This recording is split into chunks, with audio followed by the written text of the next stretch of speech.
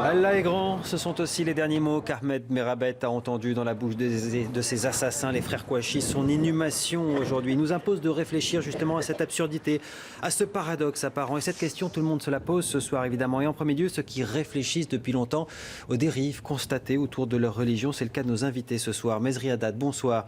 Vous êtes philosophe, écrivain et ancien ambassadeur de Tunisie à l'UNESCO. Mohamed Moussaoui, bonsoir.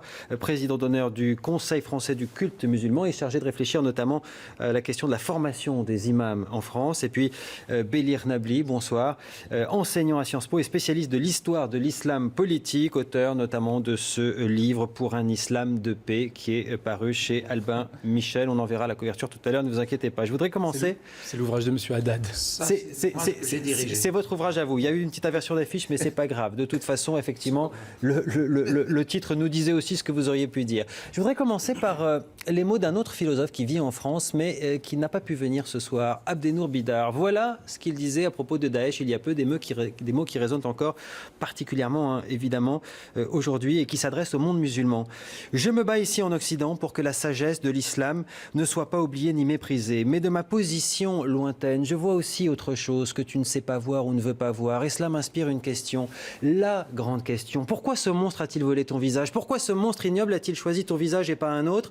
Pourquoi a-t-il pris le masque de l'islam et pas un autre masque? C'est qu'en réalité, derrière cette image du monstre se cache un immense problème que tu ne sembles pas prêt à regarder en face. Et il faut bien que tu en aies le courage de reconnaître que ce monstre est né de toi, de tes errances, de tes contradictions, de ton écartèlement interminable entre le passé et le présent, de ton incapacité trop durable à trouver ta place dans la civilisation humaine. Le débat est lancé. Mezri Haddad, vous en pensez quoi de ces quelques lignes? Vous souscrivez? Oui, tout à fait, bien sûr. Mais il me semble qu'il s'adresse aux musulmans, n'est-ce pas? Oui, au monde musulman. Oui, au monde musulman. Oui, le monde musulman n'est pas une abstraction. Le monde musulman, il est fait d'individus, de sociétés, de nations et de cultures aussi. Le monde musulman n'est pas homogène. Le monde musulman est multiple dans sa culture, dans sa foi même dans la foi.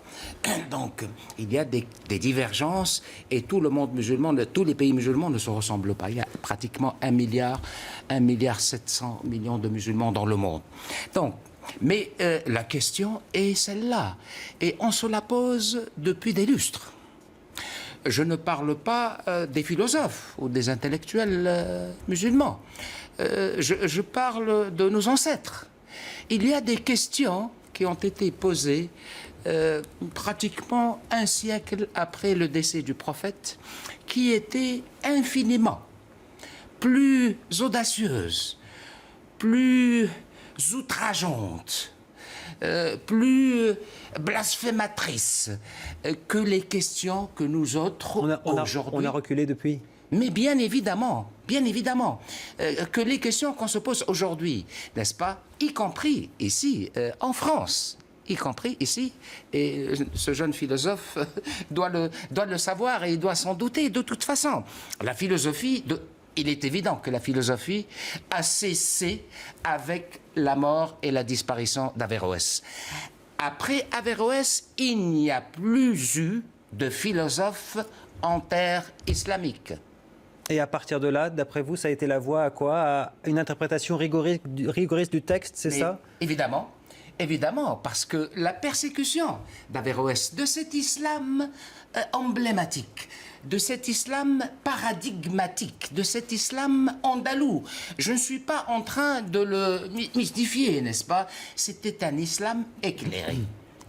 Il a été battu par un islam obscurantiste qui a pris le pouvoir et qui a pris également, parce que quand on prend le pouvoir, on prend aussi l'interprétation du religieux. Et qui le garde aujourd'hui? Pour la plupart, oui. Pour la plupart, oui, bien évidemment. Alors toute la question est là. Pourquoi? Pourquoi? Moi, je vais répondre, mon jeune confrère, si je puis m'exprimer ainsi. Je vais dire parce qu'il y avait une prédisposition à accueillir cet islam que j'ai toujours appelé islamo-fasciste, c'est-à-dire celui de Daesh, n'est-ce pas? Parce qu'il y avait déjà un terrain qui était favorable. Un terrain sociologique, anthropologique, psychologique, culturel et politique. Mohamed Moussaoui. Et je pense qu'il faudrait quand même qu'on regarde la situation dans laquelle nous parlons. Bien sûr, je comprends ce que veut dire Abdelnour Bidar lorsqu'il s'adressait au monde musulman pour dire que ce monstre est sorti dans des entrailles du monde musulman. Mais le terrorisme tel que nous le connaissons aujourd'hui, il frappe depuis des décennies dans les 5 continents du monde entier.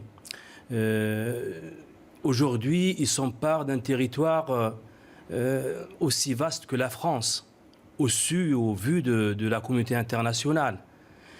Et les terroristes qui ont frappé ici à Paris, ils se revendiquent en lien avec ces terroristes internationaux du côté de Yémen.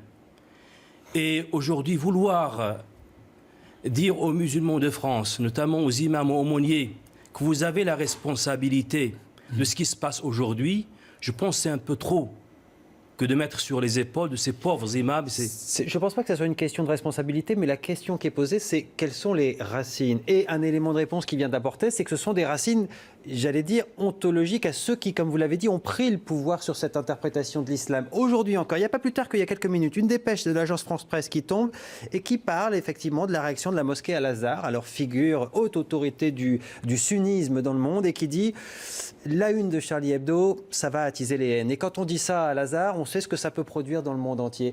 Est-ce qu'il n'est pas là le problème, dans la réaction d'Al-Azhar ce soir par exemple ? Pas forcément. Je pense que, bien sûr, c'est une position qui peut être discutable sur la forme. Vous ne la discutez pas, sur le fond.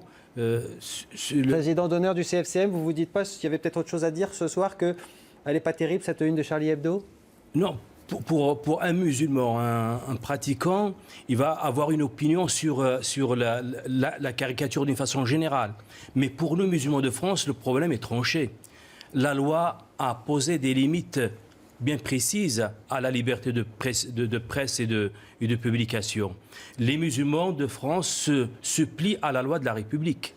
Donc à partir de là, mais cela n'empêcherait pas que les musulmans puissent avoir une opinion sur la notion de caricature, indépendamment de ce qu'on veut dire.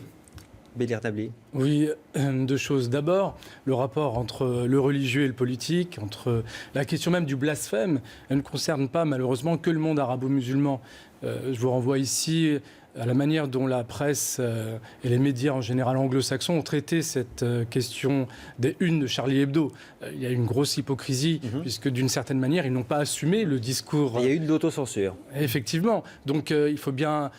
en même temps, ça permet de complexifier les choses et de dépasser un discours binaire où on diviserait le monde entre d'un côté le monde arabo-musulman et de l'autre le monde occidental. En fait, la question du religieux et la question du rapport entre le politique et le religieux est une question qui traverse en fait notre humanité et le monde contemporain. Est-ce que c'est pas le fond de la question ? C'est-à-dire que dans les interprétations qu'en font certains, la religion est un événement, est un élément politique, et donc elle doit conquérir non seulement les cœurs, mais finalement avoir le contrôle sur les vies et éventuellement sur les territoires. Est-ce qu'il n'est pas là le problème ? Mais bien sûr, mais pas seulement pour l'islam.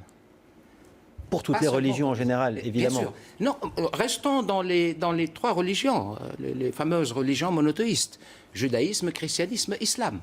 La question théologico-politique s'est posée pratiquement de la même façon dans les 3 traditions religieuses.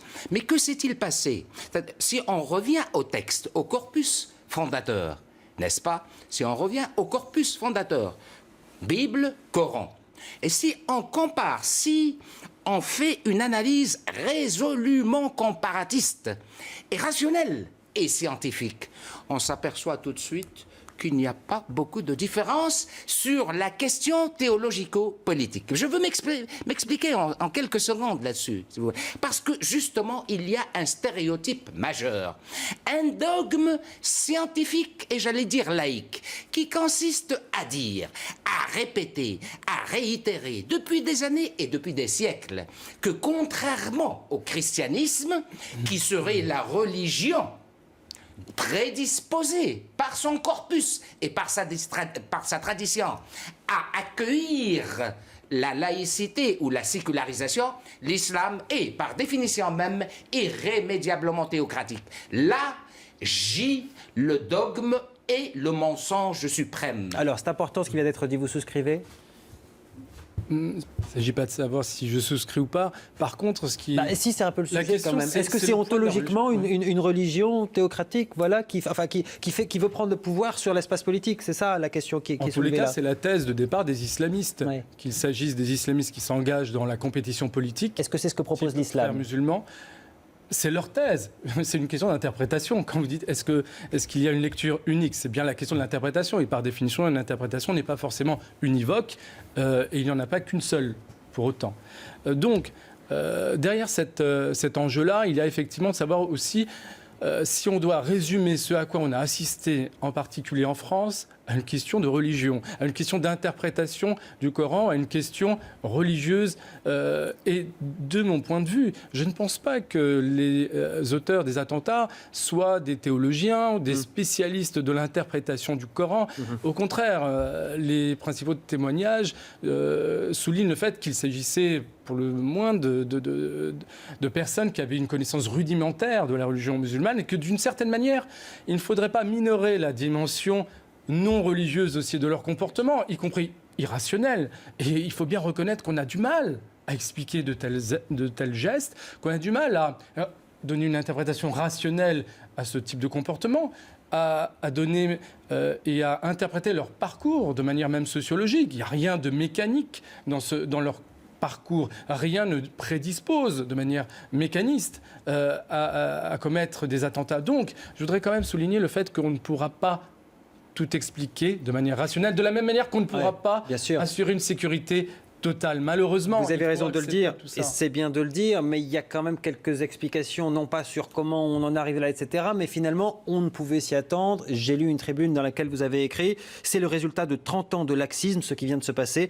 et d'angélisme au pays de Voltaire ». Concrètement, ça veut dire quoi ? Mais absolument.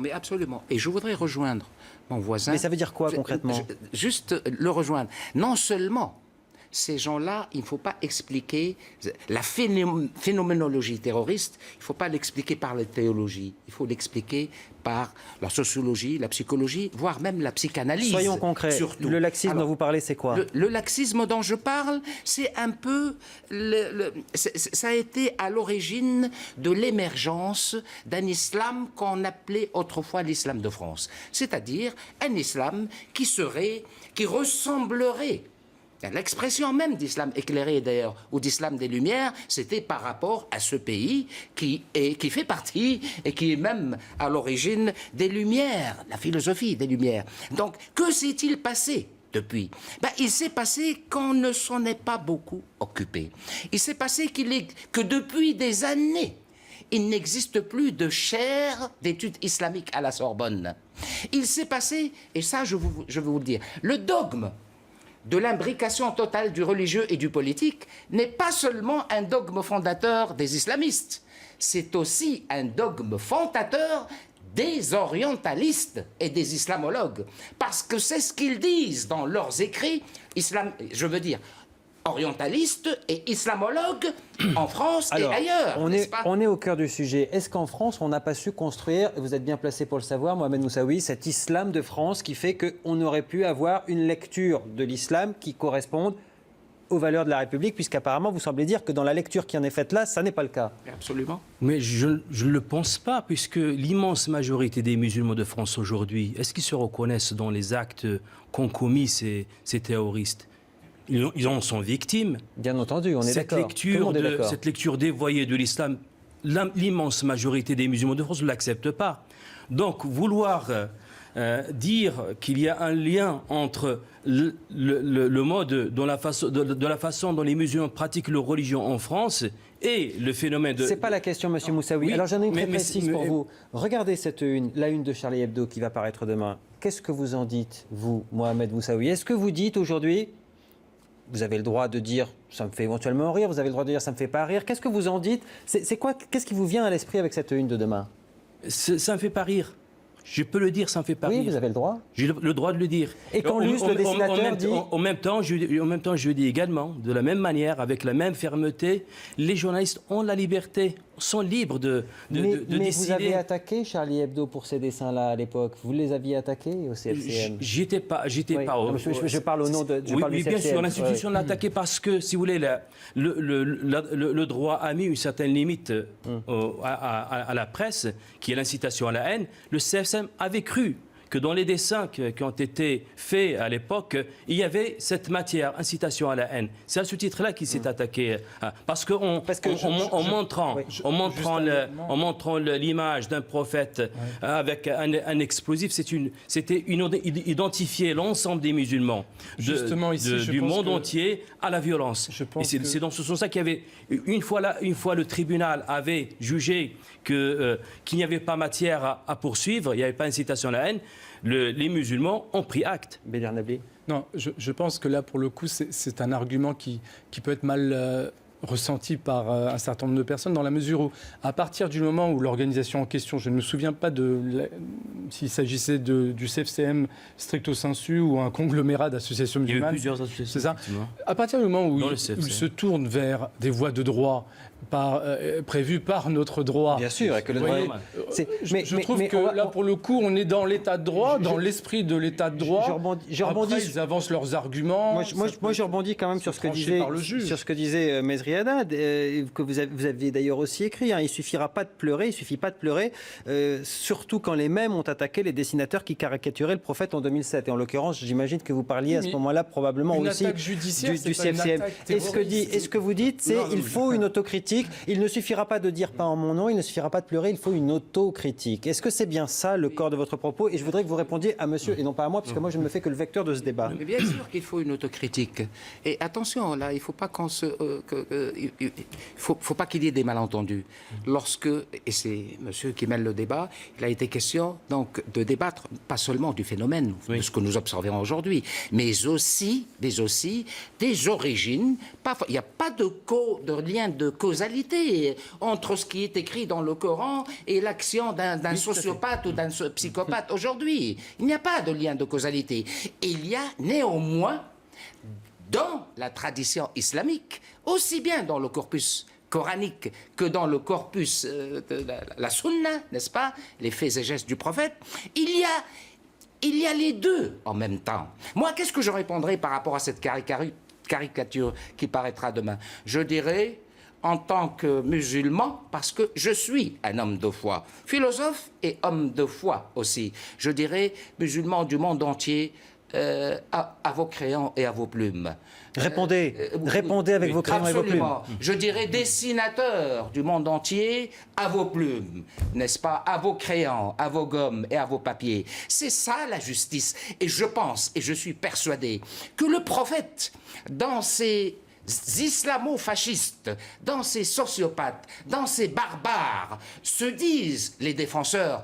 Le prophète de l'islam n'a pas besoin de ce genre d'individus pour le défendre. Mais au contraire, ils ont insulté sa mémoire. Et le Coran lui-même, monsieur. Le Coran lui-même. Mais c'est pas là le problème. Non, moi je dis que la justice et l'équité. Que les musulmans ont besoin de revoir leur héritage théologique, c'est une évidence. Oui. Je pense qu'un certain nombre de courants ont instrumentalisé la religion musulmane pour la dévoyer. Ça, c'est une évidence également. Mais bien sûr. Ce travail, il est nécessaire, absolument, utile et important. Mais en même temps, nous parlons d'une situation très particulière aujourd'hui. Oui. Les musulmans de France, aujourd'hui, on est en train de dire que cette minorité, cette ultra-minorité qui a fait irruption dans leur vie, on est en train de leur dire, finalement, c'est votre religion dans son ensemble qui a fabriqué l'immense majorité l'immense majorité. C'est ce qu'il faut dire aujourd'hui dans ce pays, on l'a suffisamment dit, mais il faut aussi dire que ceux-là ne viennent pas de nulle part. Ils viennent malheureusement de quelque part. Voyez-vous, moi, je voudrais juste dire un mot. Parce qu'on a un invité qui vient nous rejoindre. Qu'est-ce qui a été plus nuisible par rapport à l'image prophétique, par rapport à l'islam, par rapport aux musulmans?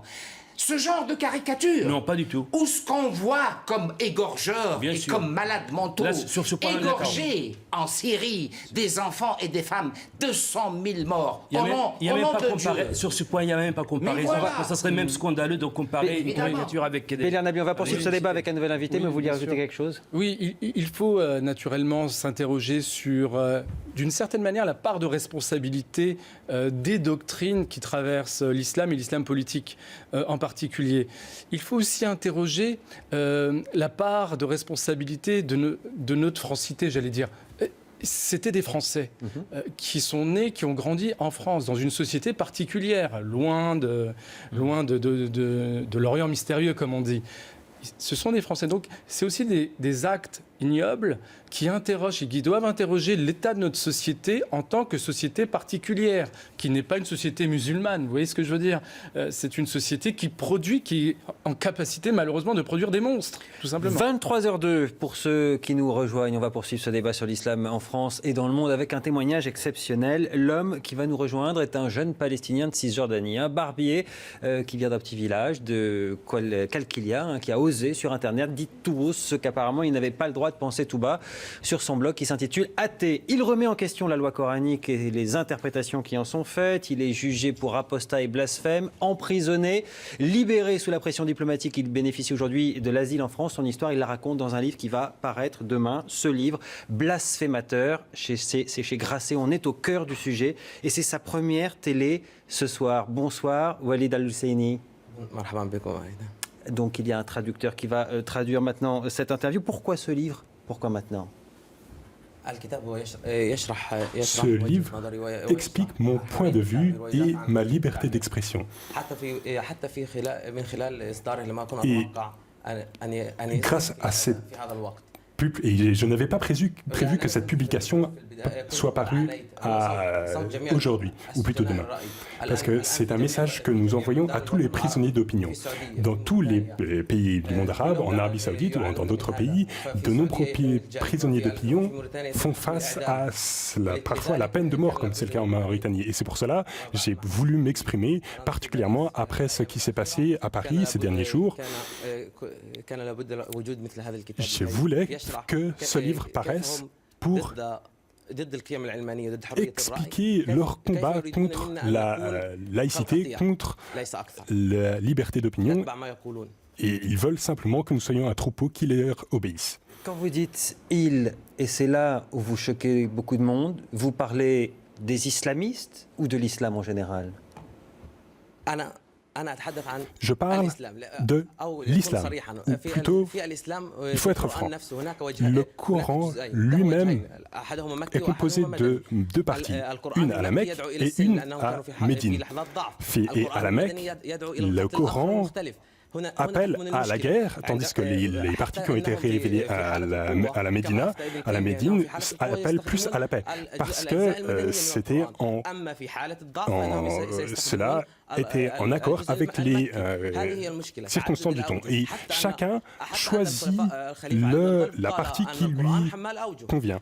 Et même le prophète a dit qu'il y avait plusieurs interprétations au Coran. J'ai écouté ce qui a été dit aujourd'hui, et en fait, vous parlez simplement du passé. Or, nous faisons face à un phénomène présent. Le terrorisme est présent. Je ne dis pas que tous les musulmans sont des terroristes, et j'affirme même que plus de 90% des terroristes sont des musulmans. Donc il y a un problème de texte. Il faut donc définir quel est le problème. Ceux qui ont perpétré ces actes à Charlie Hebdo, ce sont les mêmes qui m'ont emprisonné en Cisjordanie, et ce sont ceux qui limitent la liberté d'opinion en Arabie Saoudite et qui prononcent la peine de mort en Mauritanie. Il ne faut pas nous voiler la face et reconnaître l'ampleur du problème. Mohamed Moussaoui. Écoutez, là il parle des textes, il y a deux catégories de textes. Des textes qui appellent à la paix et des textes qui appellent à la violence. C'est une évidence, évidemment. Il y a des textes qui parlent de la guerre et d'un état de tension et de violence et de guerre. Mais lorsqu'on regarde les textes dans l'ordre où ils ont été révélés, il y a des textes qui déterminent les principes, et puis il y a des textes qui sont conjoncturels. La règle la plus simple, c'est qu'une vie humaine vaut la vie de toute l'humanité. Celui qui tue une vie humaine, c'est comme s'il tue toute l'humanité. Des principes de la guerre est considéré dans le Coran comme étant un incendie qu'il faut éteindre par tous les moyens. Que la paix, c'est la règle, la guerre, c'est l'exception. Et que le prophète n'a fait que se défendre face aux agresseurs. Et les textes, ils sont sans équivoque sur ce point-là.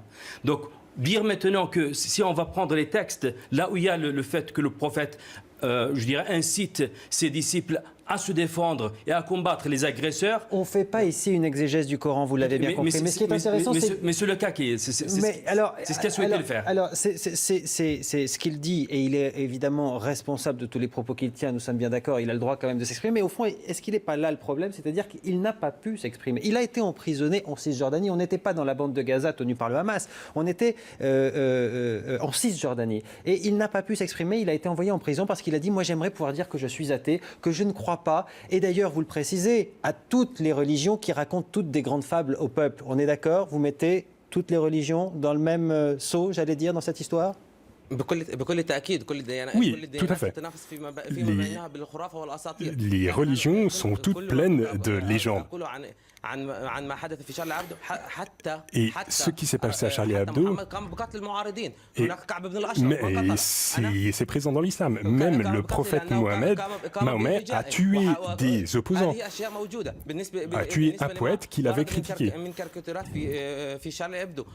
Et c'est ceci qui donne le type d'attaque contre Charlie Hebdo. Oui, en France, nous sommes dans un pays laïque.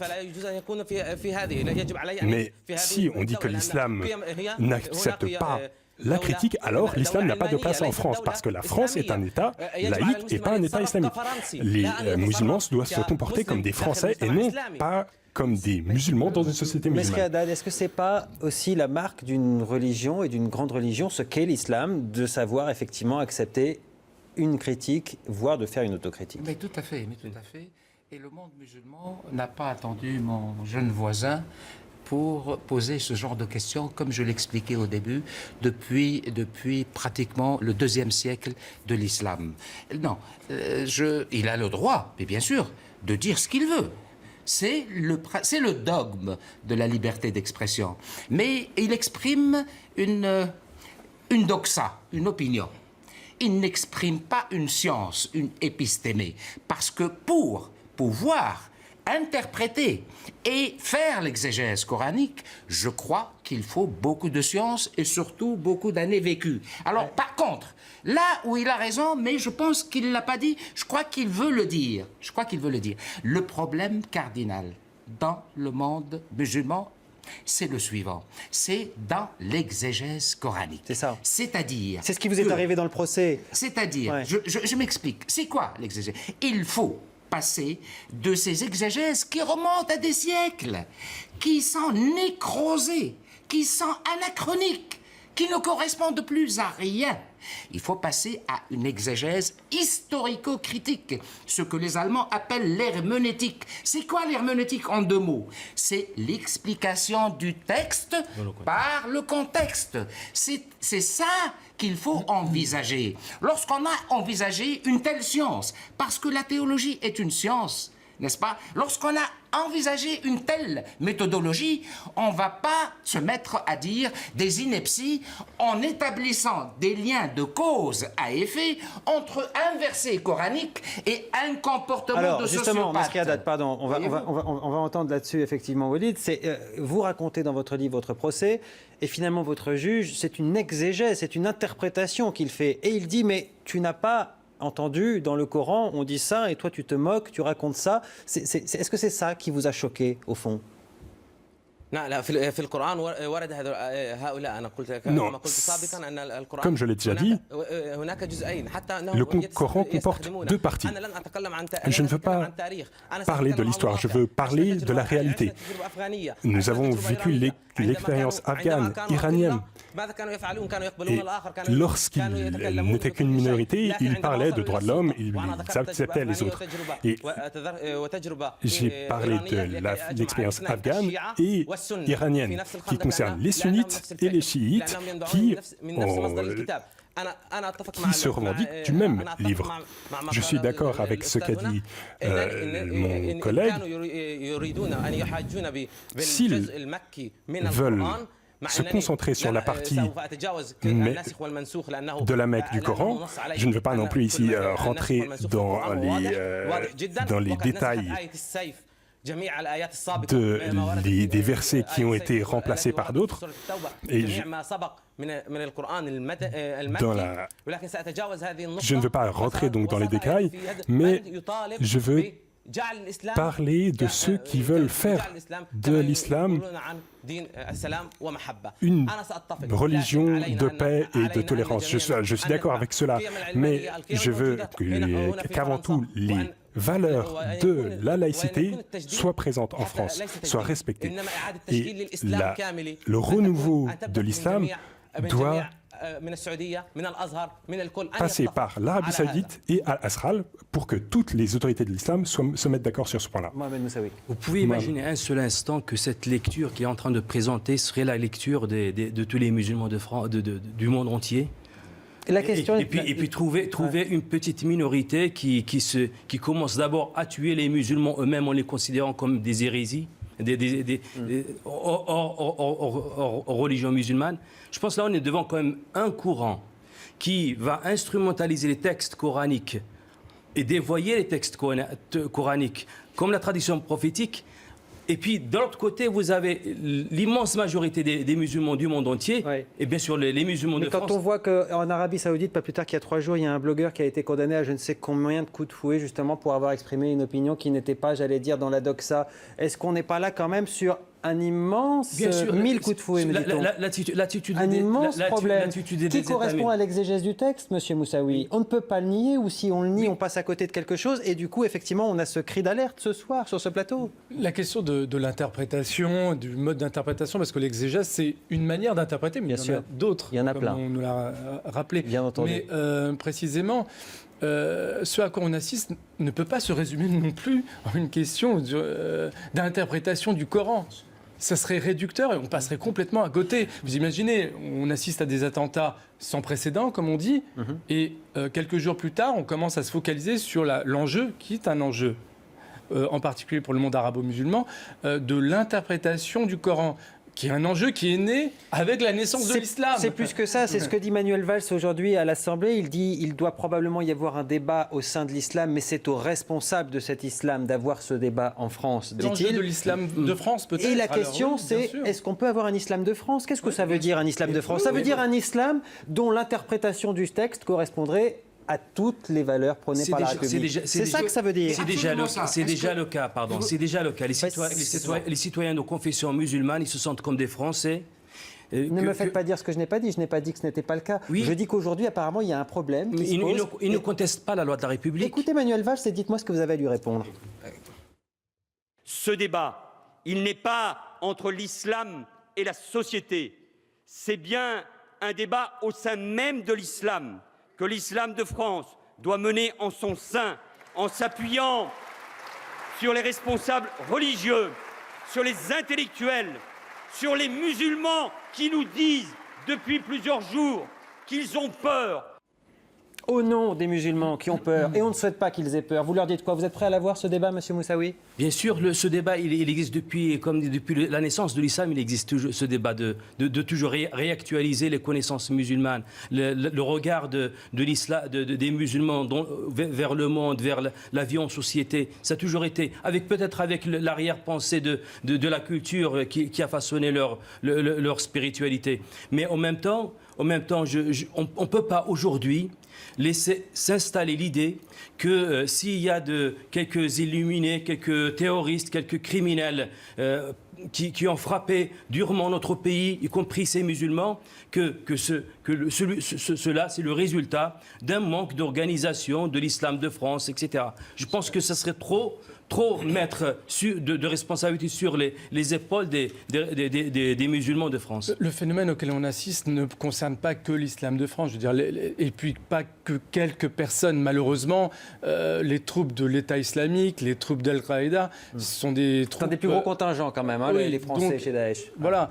Mais il y a peut-être une question à se poser aussi. Bien sûr, mais pour autant, est-ce qu'encore une fois, on peut qualifier les phénomènes auxquels on assiste, des phénomènes transnationaux qui intéressent les politistes, etc., à un phénomène religieux? Je ne le pense pas. Et je ne pense pas que, pour le coup, la question de l'islam de France, qui est une question qui est légitime, soit la question qui doit se poser en priorité pour notamment apporter une réponse efficace, notamment aux attentats auxquels on a assisté. C'est pour ça que, aussi, je ne voudrais pas que finalement le débat qui va s'ouvrir, je l'espère, et pourquoi pas, se résume entre d'un côté un islam de France qu'on attend, qu'on fantasme, qu'on idéalise, et de l'autre un islamo-fascisme. J'ai entendu parler d'islamo-nazisme, enfin on dirait assister à un Scrabble. Enfin, en même temps, on n'a pas besoin de chercher des mots honteux pour qualifier la honte de ce qui se produit. Voilà, sauf qu'on associe des mots, on ne sait plus de quoi on parle, donc il faut faire attention. Ça sera la conclusion, si vous le voulez bien. Il faut nommer les choses, attention. Il faut dire les choses. Oui,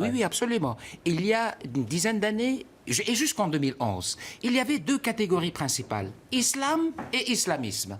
Et on partait pour les analyses de ces deux catégories principales. Islam en tant que foi, en tant que religion des musulmans, islamisme en tant qu'idéologie, en tant que dérivé, en tant que subversion de l'islam. Voilà les deux principales catégories il y a 4 ans. Aujourd'hui, on a islamiste, musulman, intégriste, takfiriste, salafiste, dachiste, benladiste, qaïdiste.